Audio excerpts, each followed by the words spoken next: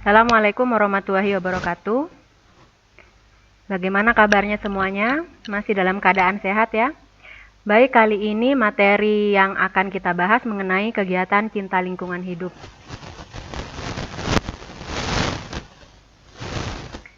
Kalau kita membicarakan tentang lingkungan, salah satu masalah terbesar lingkungan itu adalah sampah. Seperti yang kita lihat, sampah sampai bisa masuk ke daerah perairan, tentunya itu akan merusak lingkungan, baik di tanah maupun di air. Bertambahnya sampah itu bisa akibat aktivitas manusia, apalagi sekarang di saat pandemi. Banyak yang memilih untuk mengirimkan paketnya daripada mengantarkannya sendiri. Itu bisa membuat sampah plastik semakin banyak. Apa yang bisa kita lakukan untuk menjaga lingkungan ini? Yang pertama, hal kecil yang mungkin dianggap remeh, tapi ini berakibat besar untuk lingkungan kita, yaitu memungut sampah. Sampah yang dipungut kita bisa pilah dan dibuang ke tempat sampah sesuai dengan jenisnya. Di sini ada tempat sampah organik dan ada tempat sampah anorganik. Kenapa harus dipilah? Ini kita untuk membantu agar memudahkan proses pengolahannya. Jenis sampah organik dan sampah anorganik. Kalau yang organik itu berasal dari tumbuhan atau makhluk hidup lainnya. Sedangkan yang anorganik biasanya dari plastik atau bahan sintetis buatan. Di sini paradigma pengolahan sampah. Kalau paradigma lama pengolahan sampah, sampah dikumpulkan, diangkut, kemudian dibuang. Ini membuat makin banyaknya sampah, makin bertumpuknya sampah. Sedangkan kalau paradigma pengolahan sampah yang baru, ini ada di reduce, reuse, sama recycle. Sampahnya di reduce dan recycle, kemudian residunya yang sudah tidak bisa dipakai lagi baru diangkut dan dimasukkan di tempat akhir pembuangan sampah. Jadi diproses dulu sebelum dibuang. Contoh yang reuse, kita bisa menggunakan kembali walaupun dengan fungsi yang berbeda. Ini contohnya. Reduce artinya kita mengurangi atau meminimalisir penggunaannya. Misalnya sedotan plastik, kita ganti dengan sedotan yang terbuat dari aluminium. Kemudian yang biasanya membeli air mineral, kita ganti saja, kita bawa air mineral dari rumah dengan menggunakan tumbler. Plastik, kalau kita belanja ke minimarket atau supermarket, kita biasanya menggunakan plastik, kita ganti dengan tas yang bisa dipakai berkali-kali. Recycle, barang-barang yang sudah menjadi sampah diolah kembali, biasanya digunakan sebagai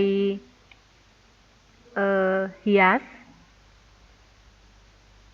ataupun yang lainnya. Sedangkan yang sampah organiknya, diolahnya bagaimana? Yang sederhana saja kita bisa mengolah sampah organik ini menjadi pupuk kompos. Ini bisa dilakukan di rumah. Ini cara membuat pupuk kompos. Langkahnya yang pertama, kumpulkan sampah organik basah, misalnya sisa sayur dan buah, serta sampah organik kering, misalnya dedaunan, rumput kering, kemudian potong menjadi ukuran kecil. Campurkan sampah organik yang sudah dipotong kecil-kecil dan kotoran kambing dengan perbandingan 3:1. Selanjutnya, siapkan 10 ml larutan bakteri IM4, bisa dibeli di toko pertanian, atau larutan gula secukupnya. Kemudian percikan sampah organik yang sudah dicampur kotoran kambing tadi dengan larutan EM4, campur hingga merata sampai bahan menjadi basah. Step selanjutnya, pupuk kompos yang sudah dicampur dimasukkan ke dalam bak penampungan atau karung. Nah, di sini akan terjadi proses fermentasi dari bahan hingga pupuk siap digunakan sekitar 2-3 bulan. Nah, untuk mempercepat pengomposan ini, bisa mencampur dengan bahan percikan yang tadi setiap 2 minggu sekali. Setelah proses tersebut selesai, pupuk kompos siap digunakan. Nah, cara ini mudah.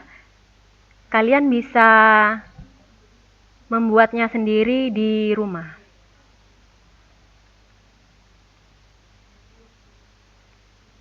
Selain yang tadi, misalnya tentang sampah, lingkungan juga tercemar oleh adanya asap.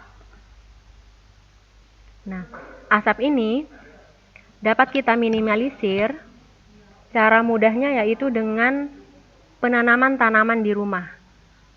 Kalau kalian menyukai tanaman hias, silakan tanam tanaman hias. Atau kalau mau lebih banyak manfaat dan fungsinya, kalian bisa berkebun di rumah.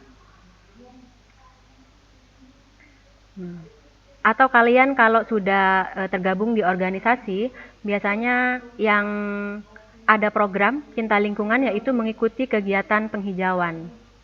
Kalau tadi dilakukan sendiri di rumah, ini lebih ke kegiatan penghijauan yang bermanfaat ke masyarakat banyak.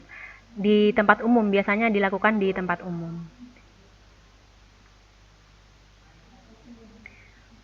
Tujuan penghijauan. Kenapa harus ada penghijauan? Nah, di sini untuk menciptakan ekosistem baru.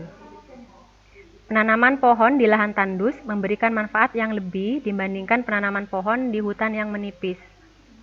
Sebab penanaman yang dilakukan di hutan yang menipis bertujuan untuk membantu pemulihan ekosistem di daerah tersebut. Sedangkan penanaman yang dilakukan di lahan yang tandus bisa membantu dalam menciptakan ekosistem baru. Yang kedua, mencegah terjadinya banjir. Penghijauan yang dilakukan baik di desa maupun di kota melalui penanaman pepohonan dapat mencegah terjadinya banjir. Kenapa? Karena pepohonan ini memiliki akar yang fungsinya untuk menyerap air, disimpan di dalam tanah, sehingga akan terkunci dalam tanah. Yang akhirnya, ini dapat mengurangi dan mencegah resiko terjadinya banjir. Selanjutnya, ini untuk mencegah erosi. Penghijauan yang dilakukan melalui penanaman pohon sangat berperan dalam mencegah terjadinya erosi tanah. Hal tersebut khususnya akan lebih terasa di daerah dengan kemiringan yang curam.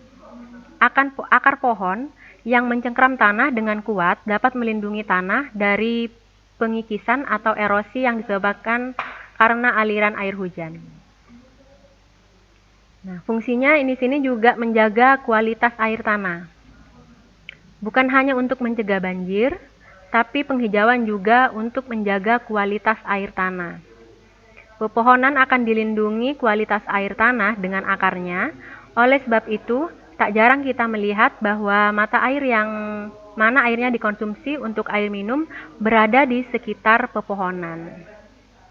Nah, ini artinya air di daerah yang banyak terdapat pepohonan itu kualitasnya lebih tinggi. Nah, kemudian memperbaiki das. Apa itu das? Das itu adalah daerah aliran sungai. Manusia dan hewan bergantung pada air bersih untuk bertahan hidup, sehingga menjadi hal yang penting untuk melindungi daerah aliran sungai. Salah satunya yaitu penghijauan, yang perannya untuk menciptakan daerah aliran sungai baru.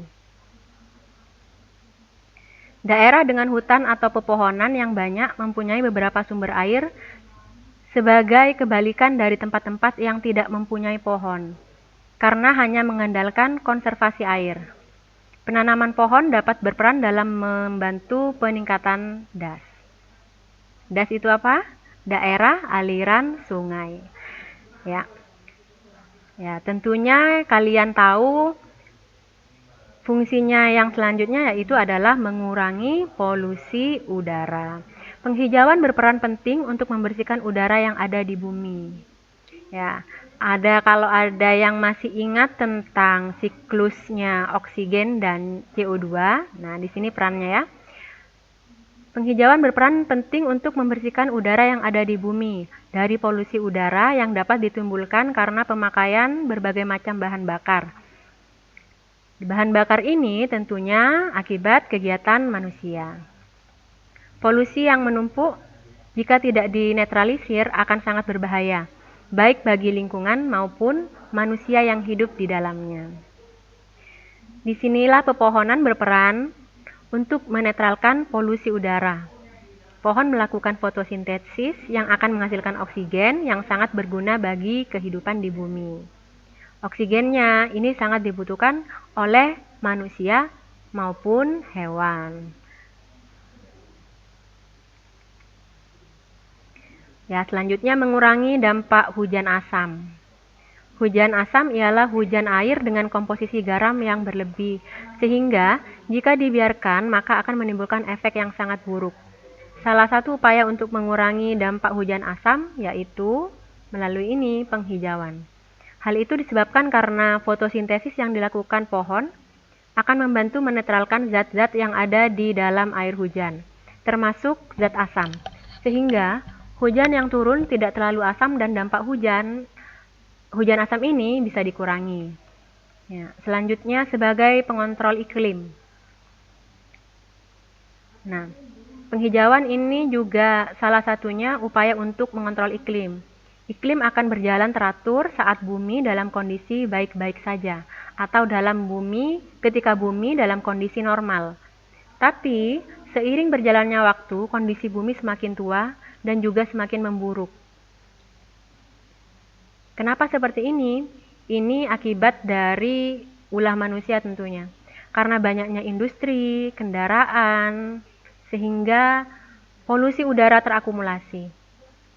Udara yang kotor mengandung bermacam-macam gas berbahaya yang pada akhirnya dapat mengakibatkan iklim tidak seharusnya.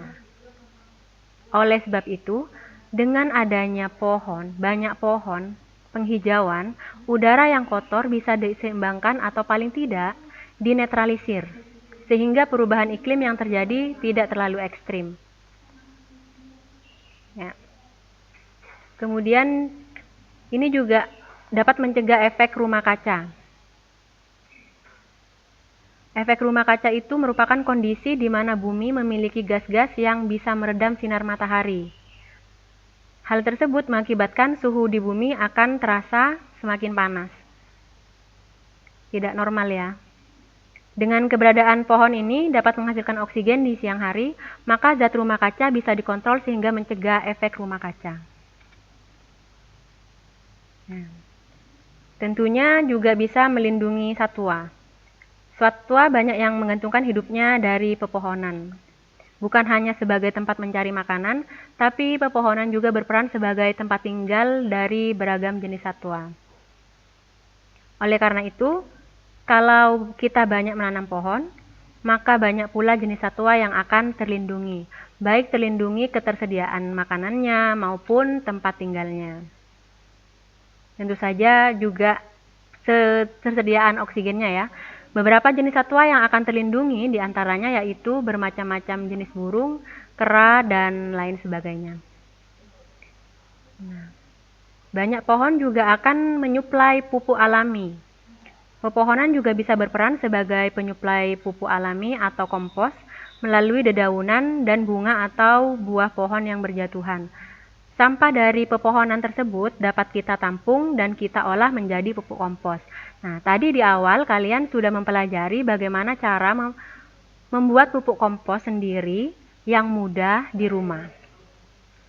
Nah, jadi ketika kalian di rumah ada sampah organik, kalian bisa membuat kompos sendiri. Nah, kalau di rumah kalian atau di daerah sekitar lingkungan kalian sudah banyak pepohonan, kalian tidak perlu repot mencari pupuk kompos, sebab kita dapat mengumpulkan sampah dedaunan untuk digunakan sebagai pupuk alami atau pupuk kompos tanpa harus membelinya. Dan caranya pun kalian sudah tahu tadi ya, di awal sudah kita bahas. Selanjutnya sebagai pemecah angin. Pepohonan memiliki peran penting sebagai pemecah angin, sehingga angin yang menerjang tidak mengumpal dan berbahaya bagi lingkungannya. Selanjutnya sebagai sarana terapi kesehatan, lingkungan yang hijau Ini akan bisa menjadi sarana terapi kesehatan khususnya yang berkaitan dengan pikiran. Orang yang merasa penat dengan suasana perkotaan biasanya akan mudah stres. Hal tersebut diatasi dengan mendatangi lingkungan yang sehat, yang terdapat banyak pepohonan atau pemandangan hijau, sehingga pikiran yang penat akan tergantikan dengan pikiran yang segar dan fresh. Yang bisa kita lihat tentunya kalau banyak pepohonan, banyak bunga, tentu saja memperindah pemandangan.